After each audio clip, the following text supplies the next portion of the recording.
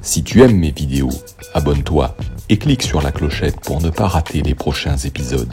Et si tu le souhaites, lâche un commentaire ou clique sur le pouce vers le ciel.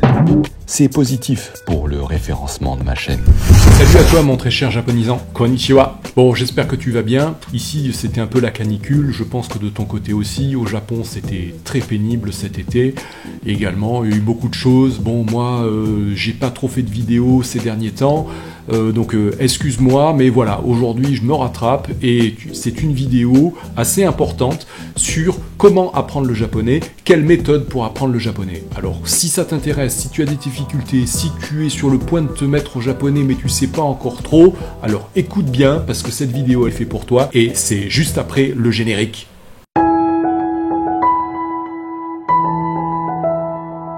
J'ai trop envie d'étudier le japonais, mais comment ? Ça c'est bien gentil, mais comment je peux faire? Ça a l'air tellement monumental quand j'y vois tous ces caractères, ces kanji, ces hiragana, katakana, tout ce vocabulaire, cette grammaire qui ressemble à rien de ce que je connais. Ça, c'est l'élève qui veut se mettre au japonais. Alors, je l'admets, je l'ai un peu caricaturé pour faire un peu d'humour, mais effectivement, c'est l'élève qui veut se mettre au japonais, et qui doute, et qui hésite, et qui a du mal à passer à l'action. Puis juste après, c'est l'élève qui a étudié un peu, mais qui s'est arrêté en race campagne, parce que il en a ras la casquette. Tu sais, moi, j'ai essayé, malgré tous mes efforts, ma bonne volonté, peut-être c'est une langue de taré, enfin, mais j'ai calé, en plein champ, là, en race campagne, et tu m'y reverras plus, Tu ferais mieux d'aller boire une bonne bière plutôt que d'étudier le japonais, Puis moi, franchement, au bout d'un moment, on retient plus rien, alors à quoi bon? Alors toi là, rapproche-toi un petit peu. Je vais te dire quelque chose, une petite confidence. Eh ben tu vois ces deux personnages, c'était moi. Ouais, c'était moi. C'était moi quand j'ai voulu me mettre au japonais, au début. J'hésitais beaucoup, j'avais pas confiance en moi, c'était pas facile, je me demandais si j'allais vraiment y arriver. Et puis, également, faut pas croire, l'autre personnage, c'était aussi un peu moi, parce que en 25 ans d'apprentissage, on traverse des moments de doute, faut pas croire que l'apprentissage se fait de façon linéaire. Il y a des moments, c'est plutôt en dents de scie, il y a des moments de doute, des moments où on aime, des moments où on n'aime pas, voilà, c'est comme ça. Donc j'ai dit 25 ans d'études parce que on n'étudie pas le japonais pendant 25 ans, mais on est perpétuel étudiant dans une langue. Même en français, on continue toujours d'apprendre des choses. Et là, dans cette vidéo, je vais te parler de ce qui a fonctionné. Pourquoi j'ai eu des moments où j'avançais bien, ça marchait, et puis pourquoi il y a eu des moments où j'ai tout arrêté, j'étais dégoûté, je voulais plus apprendre le japonais. Et comprendre les raisons de ces vagues, ça permet peut-être d'éliminer les pics bas pour essayer de lisser et d'avancer plus vite. Parce qu'il n'est pas question de mettre 10 ans pour poser des bases.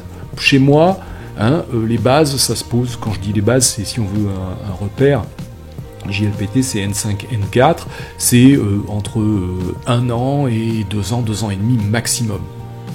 Qu'est-ce que ça veut dire apprendre une langue étrangère? Parce qu'on va prendre le japonais, mais qu'est-ce que ça veut dire concrètement? Bien, je vais te donner un bout d'explication, des premiers éléments de réponse, tu pourras peut-être les compléter de ton côté, mais à mon sens, apprendre le japonais, ou apprendre une langue étrangère, à terme, ça veut dire devenir double. C'est-à-dire, on change de personnalité.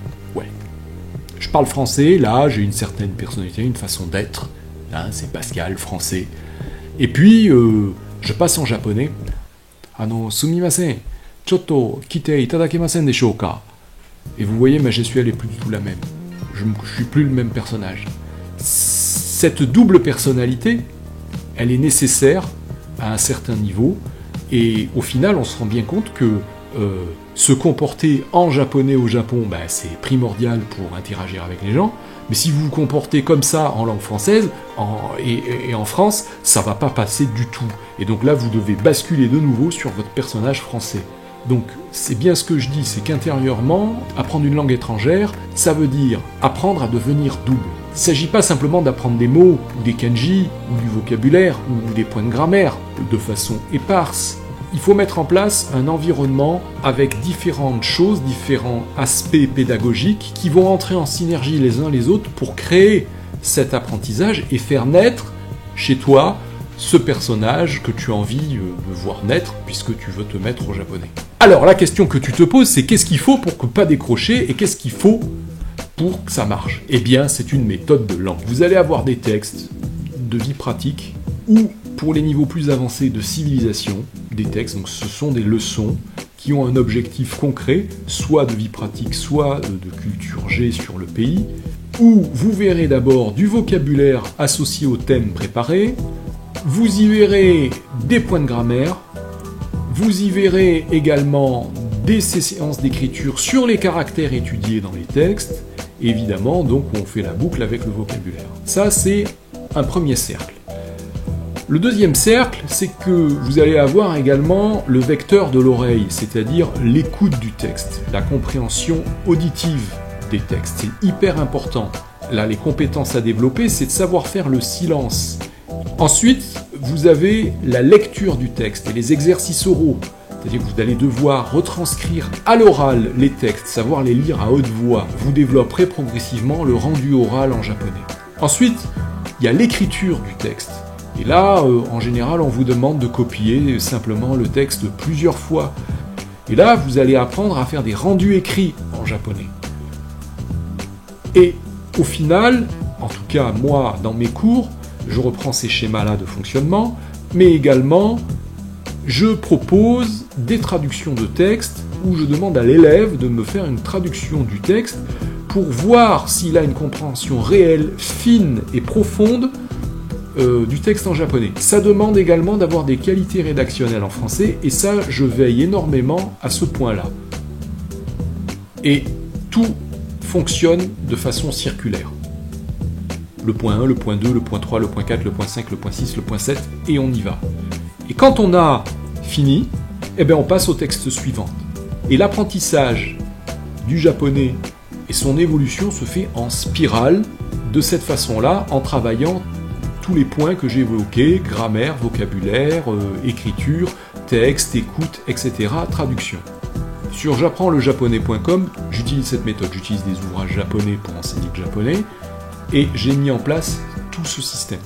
Et hop, changement de t-shirt. Tout ça pour te dire que chaque fois que cet environnement, cette approche, cette méthodologie était mise à l'œuvre dans les cours de japonais que j'ai suivis, chaque fois, j'ai progressé. Et tout tient à la juxtaposition des textes et à leur évolution progressive qui amène progressivement à appréhender la langue japonaise dans un cadre pratique, avec des objectifs concrets à atteindre, savoir se présenter, savoir demander son chemin pour les questions de vie pratique, ou sur la civilisation, une présentation de la géographie, une présentation de l'histoire du Japon, certaines périodes de l'histoire, tous ces éléments mis bout à bout, sur le long terme, avec une juxtaposition de textes bien pensés, organisés de façon circulaire, telle que je l'ai présenté. Lorsque cet environnement, cette approche est présente, eh bien, on stagne pas, on avance, et c'est exactement ce que j'ai vécu. À chaque fois que je suis tombé dans des cours où cette approche n'était pas organisée, ou des cours que j'appelle des cours de gavage, où on vous dit voilà la liste de kanji, c'est ça, et il faut la savoir, vous en avez 300 à connaître, 500 à connaître pendant 5 mois, 6 mois, eh bien à chaque fois c'est l'indigestion. De plus, les règles de grammaire, chaque fois que on a essayé de les enfiler à la queue leu-leu, sans encadrement, comme ça, de façon purement théorique, règle 1, règle 2, règle 3, au bout d'un moment, on sature, alors plus ou moins vite selon les gens, mais ça fonctionne pas ou ça fonctionne très mal. Ce qui est aussi important dans la méthode circulaire, qui est peut-être moins compréhensible au premier abord dans le schéma, c'est que, comme c'est en cercle, on revient sur les éléments qu'on a vus, mais avec un niveau supérieur à chaque fois. Je vous prends un exemple. La particule wa, on l'étudie dans les premiers cours japonais, mais en fait, la particule wa, vous la voyez pratiquement à tous les cours, mais vous la voyez avec une altitude de plus en plus haute et vous comprenez des choses que vous n'aviez pas compris au premier abord. Donc revenir sur ses connaissances, revenir sur son apprentissage avec un regard plus élevé, c'est également indispensable pour structurer une connaissance, compétence solide en japonais. Voilà, c'est ce que je voulais vous dire. Faites attention aux cours où il n'y a pas de méthode, où on vous envoie les règles les unes après les autres, les kanji les uns après les autres, sans esprit pédagogique. Si vous voulez en savoir plus, n'hésitez pas à me contacter, je serai ravi de m'entretenir avec vous, de mieux vous connaître et voir de quelle façon nous pourrions organiser votre étude du japonais, voir quel niveau vous conviendrait, etc. Pour ma part, je couvre les niveaux du niveau ultra débutant N5, N4, N3, N2. Et sur ce, je vous dis à très bientôt. Matane!